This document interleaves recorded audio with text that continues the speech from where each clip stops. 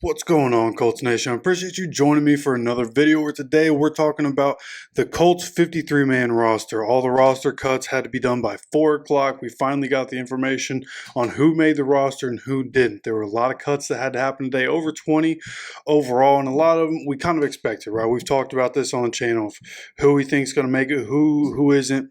Most of it is exactly as we thought it was going to be, but there are some surprises on here, some letdowns, unfortunately. So going through the players that were released, some veterans that got released today: Amir Speed, Gennard Avery, Chris Lamons are among that group. Thought maybe Amir Speeds might end up staying to be a part of the special teams unit. That doesn't end up being the case. The young guys seem to be taking over. One of those young guys, not going to be Mike Abraham. He ends up getting waived by the Colts, hopefully able to come back, be on the practice squad.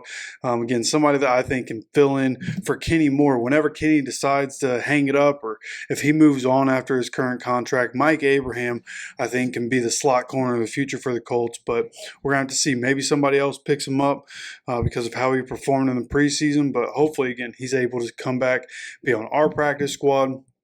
A couple of guys that are real disappointing that didn't end up making it. First of all, Jason Bean. We talked about that plenty, made some videos about that situation. Him, Sam Ehlinger. It was really between those two. Keaton Slovis was dropped 2 days ago, I think. So really we were looking at, will Jason Bean make it?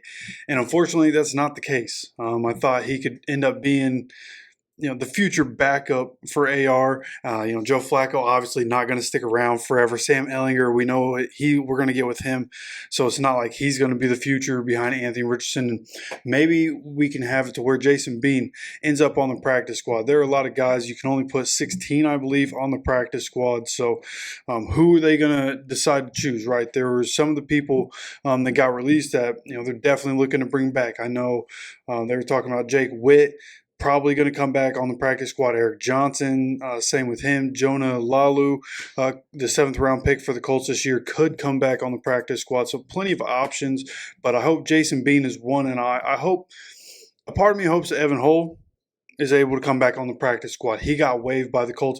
Didn't expect that at all.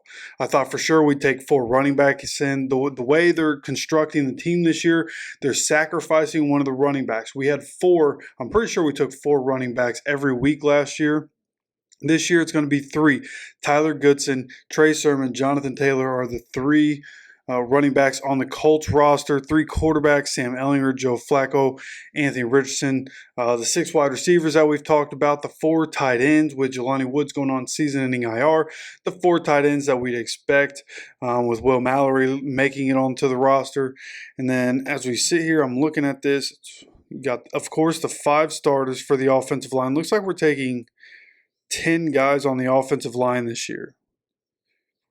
6, 7, 8, 9, 10. Yeah, we are taking 10 guys, one of which is Dalton Tucker. Really impressive lineman coming from North Dakota State, I believe it was. Small school guy, but came in, did excellent in the preseason. No matter what position the Colts put him at, left side or right side, he played really well in the preseason. Danny Pinter ends up making it. Thought Danny Pinter, because he's a veteran in the league and because we had Tanner Bortolini, hey, maybe he ends up getting cut. But again, because the Colts are sacrificing a running back, last year I believe we had 9 offensive linemen on the 53-man roster all year.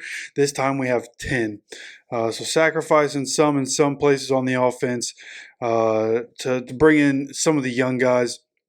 And then on the defensive side of things, as we look at more of the people that were waived, Liam Anderson gets waived. We expected that to happen. Eric Johnson, like I mentioned, could come back to a practice squad. Craig Young, Indy native. A lot of guys, a lot of people hoping that Craig Young was going to make it on the team because he's an Indy native, right? You already have Juju Brents from Ben Davis. He's on the team, should be the starting cornerback.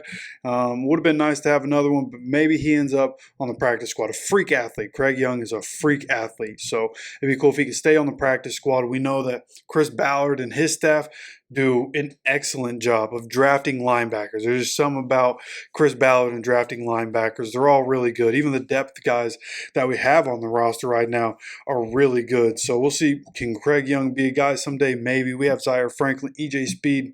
How long are they going to be here? Behind them, obviously, Segan Alubi, who's looked good when he's had to play. Grant Stewart, who obviously, special teams, incredible special teams player, but also just a good linebacker. And then Jalen Carlisle, who is coming in to fill in that Rodney Harrison role in the Gus Bradley defense. And then as we go forward, another linebacker, Austin Ajak. We'll see if he ends up on the practice squad. I see people on Twitter talking about they believe he's going to be back and should be back on the practice squad. We'll see what happens there. We mentioned Xavier Scott earlier. If you didn't see that video about Kadarius Toney, Xavier Scott, just like Evan Hull, just surprised to see him go. Not the way I thought it was going to go there in the running back room. Then that's Jake Witt is the only guy we haven't mentioned here that got waived. And there are some other names on here, but to go through everybody that made the roster, right? The three quarterbacks we expected: Ellinger, Flacco, Richardson. Running backs: Goodson, Sermon, Taylor. Wide receivers: Downs, Doolin, Gould, Mitchell, Pierce, and Pittman. Now I'm hoping to hear that Laquan Treadwell is going to be put on the practice squad. Not sure what the situation is going to be there. Again, because we're all of a sudden stacked at wide receiver and we have a deep wide receiver room. He performed well in the preseason. Hopefully he lands somewhere, just like Evan Hull. I hope Evan Hull lands somewhere where he can go and be valuable to somebody. I think Evan Hull is a good talent, and I thought he was going to be the number 2 behind JT, but that's not going to be the case this year. And hopefully Trey Sermon can come back, be ready for week 1. Not sure what the situation is there, but if Evan Hull doesn't end up on the practice squad, we're going to need Trey Sermon to get healthy. But again, all the wide receivers that we knew were going to make it, made it. Tight ends, Mo Alley Cox, Kylan Granson, Will Mallory, Drew Ogletree, and then the offensive line. Can we have 10 of those guys? Bortolini, Freeland, Fries, Gonçalves, Kelly, Nelson, Pinter, Rahman, Smith, and Tucker. So got some good talent, got some really good depth on the offensive line going into this year, which we have not had in years past. So feel really good about that. And the defensive line, this is the part that was going to be tricky. How many of these guys do we keep on the interior? How many of the defensive ends do we keep? And there are a lot of guys on this list. Tommy Ade made the team somehow, some way. Taven Bryan made the team. Not only did we, for some reason, re-sign this guy, he makes the 53-man roster. I don't know how he made the roster over Eric Johnson. Not that either of those are like stellar options, but how does Taven Bryan make the team? We got to get better on the inside. Got to get somebody that other than Taven Bryan to fill in that spot. Luckily, Raekwon Davis is coming back.